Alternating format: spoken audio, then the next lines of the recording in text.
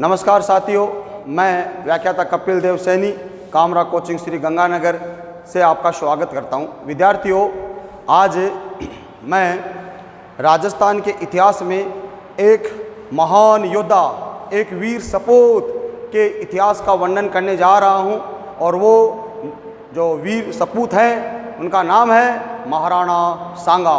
तो विद्यार्थियों, आज मैं राजस्थान के इतिहास में महाराणा सांगा का इतिहास पढ़ाने जा रहा हूँ। विद्यार्थियों, ये महाराणा जो सांगा है इसके बारे में एक प्रश्न आपकी एग्जाम में निश्चित पूछा जाता है। तो बच्चों, शुरुआत करते हैं महाराणा सांगा। देखो बच्चों, महाराणा सांगा का इतिहास शुरुआत करने से पहले मैं थोड़ा सा आपको पीछे जा कर के मेवाड़ की इतिहास की थोड़ी सी जानकारी देता हूँ। मेवाड़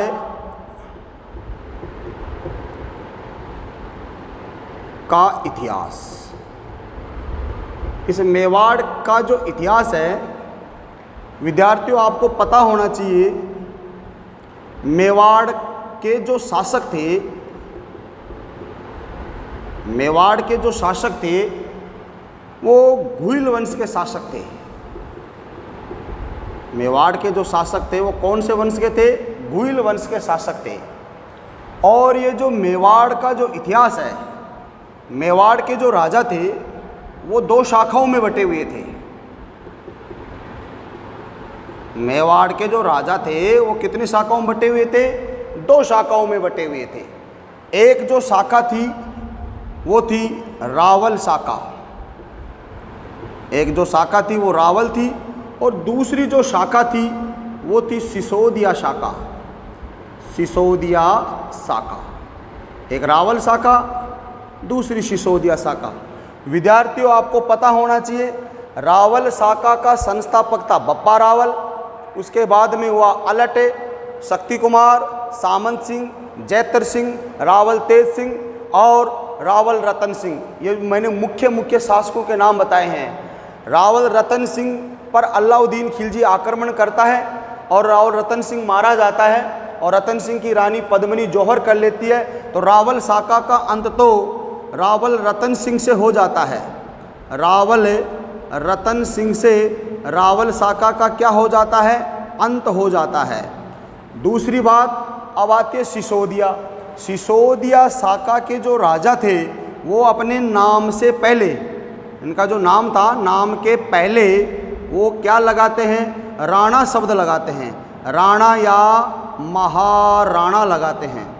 तो विद्यार्थियों, ये जो मेवाड़ की जो दूसरी शाखा है सिसोदिया, इस सिसोदिया शाखा का जो संस्थापक था, ये जो दूसरी शाखा है मेवाड़ की, नंबर 2 जो शाखा है सिसोदिया, सिसोदिया शाखा, इस शाखा का जो संस्थापक था वो था राणा हमीर। राणा हमीर के बाद शासक हुआ था राणा खेता, जिसको बोलते हैं क्षेत्र सिंह। खेता के बाद में हुआ था राणा लाखा, और राणा लाखा के बाद में हुआ था राणा मोकल, और मोकल के बाद में हुआ था महाराणा कुंभा। महाराणा कुंभा, मोकल के बाद में कौन हुआ था? महाराणा कुंभा। अब विद्यार्थियों, आपको पता होना चाहिए ये जो कुंभा था, ये जो कुंभा था, इस कुंभा के लड़के हुए थे 2। महाराणा कुंभा के कितने लड़के थे? 2 लड़के थे। एक का नाम था उद्दा, और उद्दा के लड़के हुए थे महाराणा कुंभा के 2 पुत्र थे, एक उद्दा, और उद्दा से छोटा कौन था? रायमल। अब ये जो रायमल है, इस रायमल के पुत्र हुए थे 4। इस रायमल के कितने पुत्र हुए थे? 4 पुत्र हुए थे। बड़ा जो पुत्र था उसका नाम था पृथ्वीराज सिसोदिया। पृथ्वीराज सिसोदिया, सिसोदिया से जो छोटा था, सिसोदिया से जो छोटा था उसका नाम था जय सिंह। क्या नाम था? जय सिंह। जय सिंह से जो छोटा था उसका नाम था जयदेव, और जयदेव से जो छोटा था उसका नाम था सांगा। तो विद्यार्थियों, आज मैं महाराणा सांगा का इतिहास पढ़ाने जा रहा हूँ। मैंने महाराणा सांगा का इतिहास पढ़ाने से पहले आपको मेवाड़ का इतिहास का संक्षिप्त मैंने आपको बताया है, संक्षिप्त जानकारी दी है। अब विद्यार्थियों, महाराणा सांगा का इतिहास शुरू करने से पहले मैं आपको कुछ बातें आपको बताता हूँ। तो विद्यार्थियों, मैं इसको यहाँ पुनः आपके सामने प्रस्तुत कर रहा हूँ। ये रायमल था, रायमल। इस रायमल के पुत्र हुए 4। इसका बड़ा ही बड़ा जो पुत्र था, अभी जैसा कि मैंने बताया था, पृथ्वीराज सिसोदिया। पृथ्वीराज सिसोदिया से छोटा हुआ जय सिंह, जय सिंह से छोटा हुआ जयदेव, और जयदेव से छोटा हुआ ये 3 नंबर 4 सांगा, और एक इनके बहन थी और उसकी बहन का नाम था आनंदीबाई। आनंदीबाई। विद्यार्थियों, आपको पता होना चाहिए ये जो आनंदीबाई है इसकी शादी कहाँ की गई थी? आनंदीबाई की शादी की गई थी, सिरोही का एक राजा था, सिरोही का शासक जगमाल देवड़ा। कौन था बच्चों? जगमाल देवड़ा था। इस जगमाल देवड़ा के ब्याही गई थी। कौन? आनंदीबाई। अब विद्यार्थियों, क्या होता है, ये जो रायमल था ये अपने चारों पुत्रों को अपना उत्तराधिकारी घोषित नहीं कर पाया था। तो विद्यार्थियों, क्या होता है, ये चारों भाई पृथ्वीराज सिसोदिया, जयमल, जयदेव और महाराणा सांगा एक किसी ज्योतिष के पास में गए, ज्योतिष को हस्तरेखा दिखाने के लिए कि हमारे चारों भाइयों में से शासक कौन बनेगा। तो विद्यार्थियों, क्या होता है, ज्योतिष ने पृथ्वीराज सिसोदिया की हस्तरेखा देखी और बोला कि तू शासक नहीं बन सकता है, तेरे राजयोग नहीं लिखा हुआ है। जयदेव की हस्तरेखा देखी, जयदेव के बारे में बोला कि तेरी अल्प आयु में मृत्यु हो जाएगी। अल्प आयु में क्या हो जाएगी? मृत्यु हो जाएगी, इसलिए तू भी शासक नहीं बन सकता है। और ये जयदेव था, ये शराबी था, ये शराबी, ये नशा करता था, ये मस्त रहता था। इसको शासन से क्या मतलब था? तो ये भी अयोग्य था। अब बच्चों, क्या हुआ, उस ज्योतिष ने महाराणा सांगा का हाथ देखा और बोला कि आप शासक बनने लायक हो, आप शासक बनोगे। जब ये बात उस ज्योतिष ने बोली तो पृथ्वीराज सिसोदिया को गुस्सा आ गया। पृथ्वीराज सिसोदिया बोला, मैं बड़ा हूँ और तू छोटा है और शासक तो मैं बनूंगा। तो पृथ्वीराज सिसोदिया को गुस्सा आया। तो पृथ्वीराज सिसोदिया ने क्या किया? अपनी तलवार से, कुछ इतिहासकार कहते हैं कि पृथ्वीराज सिसोदिया ने पत्थर से क्या करता है, ये पृथ्वीराज सिसोदिया है, महाराणा सांगा की क्या कर देता है? एक आंख फोड़ देता है। महाराणा सांगा की क्या कर देता है? आंख फोड़ देता है। विद्यार्थियों, ये महाराणा सांगा का पहला घाव था। कहते हैं कि महाराणा सांगा के शरीर पर 80 घाव हुए थे, जिनमें से पहला घाव पृथ्वीराज सिसोदिया ने अपने छोटे भाई महाराणा सांगा की आंख फोड़ करके कर दी थी।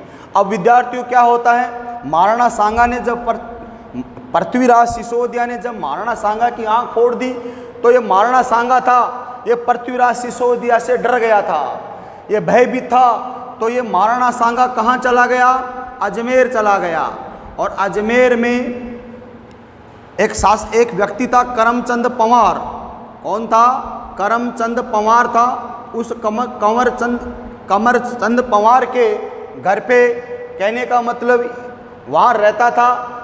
अब क्या होता है विद्यार्थियों, ये जो आनंदी बाई सिरोही के शासक जगमाल देवड़ा के ब्याह गई थी, क्योंकि सिरोही के देवड़ा शासक थे। तो ये जगमाल है, ये आनंदी बाई को परेशान करता था, आए दिन आनंदी बाई के साथ मारपीट करता था। तो विद्यार्थियों क्या होता है, ये पृथ्वीराज सिसोदिया है, ये जगमाल देवड़ा को समझाने के लिए गया। क्या करने गया? समझाने के लिए गया। समझाने के लिए गया तो इस जगमाल देवड़ा ने क्या किया, इस पृथ्वीराज सिसोदिया को जहर दे दिया।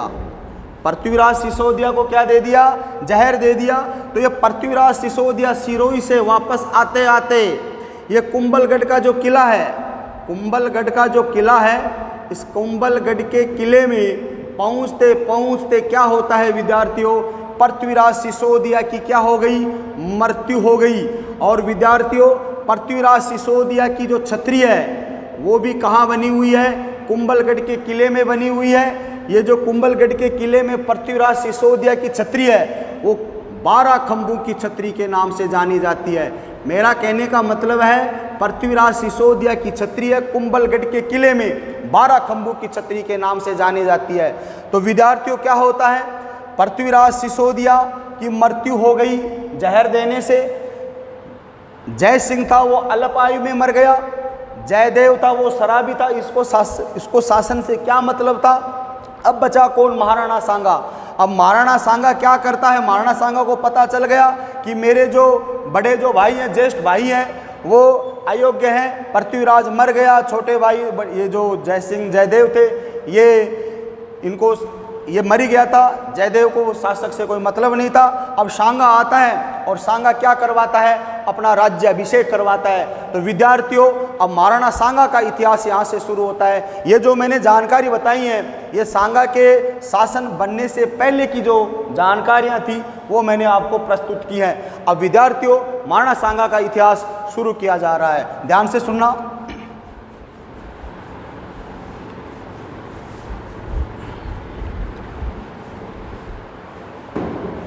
महाराणा जो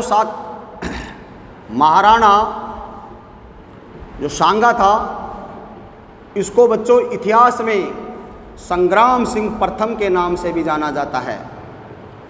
महाराणा सांगा को इतिहास में किसके नाम से जाना जाता है? संग्राम सिंह प्रथम के नाम से भी जाना जाता है। और ये जो महाराणा सांगा है इसका जो शासनकाल था, महाराणा सांगा का जो शासनकाल था वो था 1509 से 1528। महाराणा सांगा का जो शासन था वो 1509 से लेकर के 1528 था। बच्चों महाराणा सांगा है, महाराणा सांगा का जो बचपन था वो कुंभलगढ़ के किले में बीता था।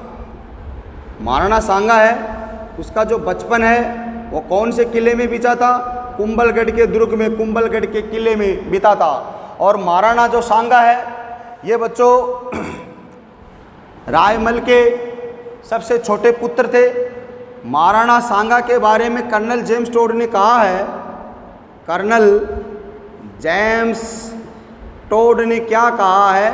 कर्नल जेम्स टोड ने महाराणा सांगा को सैनिकों का भग्नावेश, सैनिकों का भग्नावेश के नाम की उपाधि प्रदान की थी। किसने? कर्नल जेम्स टोड ने। किसको? महाराणा सांगा को। विद्यार्थियों ये जो महाराणा सांगा था ये बहुत ही एक वीर योद्धा था, सपूत, एक कहने का मतलब एक साहसी व्यक्ति था। पता होना चाहिए जब अपने राजस्थान पर, अपने भारत पर जब विदेशी आक्रांता जब आक्रमण करने के लिए आए थे तो महाराणा सांगा ने राजस्थान के, भारत के सभी राजाओं को एकत्रित करने का कार्य किया था। जिस प्रकार से भारतीय संविधान में सरदार वल्लभ भाई पटेल को लौह पुरुष के नाम से जाना जाता है, उस प्रकार से महाराणा सांगा को राजस्थान के इतिहास में एक लौह पुरुष के नाम से जाना जाता है। अर्थात विदेशी आक्रमणकारियों के आक्रमणों को दबाने के लिए, आक्रमणों को रोकने के लिए महाराणा सांगा ने राजस्थान के राजाओं को एक संगठित किया था। विद्यार्थियों ये जो महाराणा सांगा हैं इन्होंने अपने जीवन में कुछ महत्वपूर्ण युद्ध किए थे। वो जो महत्वपूर्ण युद्ध हैं वो आपको मैं बताने जा रहा हूँ। महाराणा सांगा ने सबसे पहले जो युद्ध किया था वो युद्ध था बच्चों खातौली का युद्ध। खातौली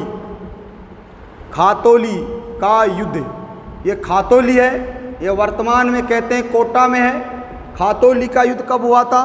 1517 में हुआ था। ये खातौली का युद्ध किस किस के मध्य हुआ था? महाराणा सांगा वर्सेस दिल्ली का शासक था इब्राहिम लोदी। दिल्ली का शासक कौन था? इब्राहिम लोदी था। इस इब्राहिम लोदी और महाराणा सांगा के मध्य युद्ध हुआ था। विद्यार्थियों कहते हैं कि महाराणा सांगा के पास में कुछ सैनिक थे, जबकि इब्राहिम लोदी के पास में बहुत सारे सैनिक थे। फिर भी महाराणा सांगा ने क्या किया था? इब्राहिम लोदी को पराजित कर दिया था। यानी महाराणा सांगा जीता था और इब्राहिम लोदी युद्ध हार गया था। उसके बाद में विद्यार्थियों दूसरा युद्ध हुआ था बांडी का युद्ध। कौन सा युद्ध हुआ था? बांडी का युद्ध। बांडी कहाँ पर है? बांडी वर्तमान में कहते हैं धौलपुर में है। और ये बांडी का युद्ध कब हुआ था विद्यार्थियों? बांडी का युद्ध हुआ था 1518 में। किस किस के मध्य हुआ था? यही महाराणा सांगा और इब्राहिम लोदी के मध्य हुआ था। पता होना चाहिए इस युद्ध में भी महाराणा सांगा जीत गया था और इब्राहिम लोदी हार गया था। एक बात और बता देता हूँ विद्यार्थियों, जब खातौली का युद्ध महाराणा सांगा इब्राहिम लोदी के मध्य हुआ था, इस युद्ध में महाराणा सांगा का ज्येष्ठ पुत्र था भोजराज, जो मीरा का पति था। विद्यार्थियों आपको पता होना चाहिए ये भोजराज था मीरा का पति। ये रीट 2018 की परीक्षा में आया हुआ क्वेश्चन है कि मीरा के पति का नाम क्या था? भोजराज। ये भोजराज है खातौली के युद्ध में महाराणा सांगा की सहायता करने के लिए गया हुआ था। उस युद्ध में ये भोजराज मारा जाता है और मीरा क्या हो जाती है? विधवा हो जाती है। अब आगे चलते हैं बच्चों। नंबर तीसरा युद्ध, पहला खातौली का युद्ध, दूसरा बांडी का युद्ध। विद्यार्थी स्क्रीनशॉट लेना चाहो तो आप ले सकते हो। इसके बाद में अब चलते हैं बच्चों युद्ध नंबर 3। युद्ध नंबर 3 करते हैं। यह लो महाराणा सांगा और इसका जो शासनकाल है वो 1509 से 28 है ही। महाराणा सांगा के सामने जो तीसरा युद्ध होता है वो होता है गागरोन का युद्ध। कौन सा युद्ध था? गागरोन का युद्ध। और ये गागरोन का युद्ध कब हुआ था? गागरोन का युद्ध हुआ था बच्चों 1519 में। गागरोन कहाँ पड़ता है? झालावाड़ जिले में पड़ता है। और गागरोन का युद्ध किस किस के मध्य हुआ था? महाराणा सांगा और मोहम्मद खिलजी द्वितीय के मध्य हुआ था। मोहम्मद खिलजी द्वितीय के मध्य हुआ था। इस युद्ध में महाराणा सांगा विजय हुआ था और मोहम्मद खिलजी हार गया था। उसके बाद में युद्ध कौन सा होता है? बयाना का युद्ध होता है। बयाना। और ये बयाना का युद्ध जो है, ये बयाना कहाँ पड़ता है? भरतपुर जिले में पड़ता है। बयाना का युद्ध कब हुआ था? 1526 में हुआ था। किस किस के मध्य हुआ था? महाराणा सांगा व बाबर की सेना के मध्य हुआ था। बच्चों इसके बाद में जो महत्वपूर्ण जो निर्णायक युद्ध था भारत के इतिहास में, वो युद्ध कौन सा था? खानवा का युद्ध था। विद्यार्थियों कौन सा युद्ध था? खानवा का युद्ध। विद्यार्थियों आपसे प्रश्न पूछा जाता है, ये जो खानवा है ये राजस्थान के कौन से जिले में है? एक बार ये प्रश्न आया हुआ है राजस्थान पुलिस में। खानवा का युद्ध महाराणा सांगा और बाबर के मध्य हुआ, बताइए खानवा राजस्थान के कौन से जिले में है? तो विद्यार्थियों आपको पता होना चाहिए खानवा है राजस्थान के भरतपुर जिले में है। और खानवा का युद्ध कब हुआ था? 17 मार्च 1527 को। किस किस के मध्य हुआ था? महाराणा सांगा वर्सेस बाबर के मध्य हुआ था। और उस युद्ध में महाराणा सांगा क्या हो गया था? घायल हो गया था और बाबर युद्ध जीत गया था। बाबर युद्ध जीतने के बाद में गाजी की उपाधि धारण कर लेता है और महाराणा सांगा घायल हो जाता है। और महाराणा सांगा का नेतृत्व किसने किया था बच्चों? महाराणा सांगा का नेतृत्व झाला अजा नामक व्यक्ति ने किया था। और महाराणा सांगा जब घायल हो गया था तो महाराणा सांगा को खानवा से बसवा लाया गया था। बसवा दौसा में है। बसवा के बाद में महाराणा सांगा को कहाँ लाया गया? रणथंभौर लाया गया था। रणथंभौर में महाराणा सांगा को होश आया। जब महाराणा सांगा को जब होश आया तो विद्यार्थियों महाराणा सांगा क्या कहता है अपने सेनापतियों को, सैनिकों को? मुझे कहाँ लाया गया है? सैनिक कहते हैं कि आपको रणथंबोर लाया गया है। महाराणा सांगा को जब होश आया तो महाराणा सांगा क्या कहता है, जब तक बाबर को पराजित नहीं कर दूंगा तब तक मेवाड़ की पवित्र भूमि पर पैर नहीं रखूंगा और सिर पर पगड़ी धारण नहीं करूंगा। विद्यार्थियों, महाराणा सांगा का इलाज करवाने के लिए कहाँ ले जाते हैं? कालपी ले जाते हैं। कालपी मध्य प्रदेश में पड़ता है। कहते हैं वहां पर राजपूत सरदार महाराणा सांगा का इलाज करा रहे थे। विद्यार्थियों, आपको इस बात का पता होना चाहिए, महाराणा सांगा को खानवा के युद्ध में कहते हैं कि 80 घाव हो गए थे। महाराणा सांगा ने खानवा के युद्ध में पाती परवन प्रथा भी मांगी थी। पाती परवन का मतलब होता है कि आओ राजस्थान के राजाओं मेरी सहायता करो। कहते हैं कि खानवा के युद्ध में जयपुर से पृथ्वीराज कछुआ, मारवाड़ से गंगा और रतन सिंह और इसके अलावा विभिन्न रियासतों के शासकों ने महाराणा सांगा की सहायता की थी। विद्यार्थियों, महाराणा सांगा की मृत्यु 30 जनवरी 1528 को कहाँ हुई थी? कालपी में। कहते हैं कि विश्वासघात राजपूत सरदारों ने महाराणा सांगा को क्या दे दिया था? जहर दे दिया था। इस प्रकार से महाराणा सांगा की मृत्यु हुई थी। विद्यार्थियों, महाराणा सांगा का जो समाधि स्थल है वो मांडलगढ़ भीलवाड़ा में है। विद्यार्थियों, मैंने आपको संक्षिप्त में महाराणा सांगा का इतिहास है वो बताया है। आप ज़्यादा से ज़्यादा इस वीडियो को शेयर करना, लाइक करना। 1 नंबर का प्रश्न आपकी परीक्षा में यहाँ से आएगा। जय हिंद, जय भारत।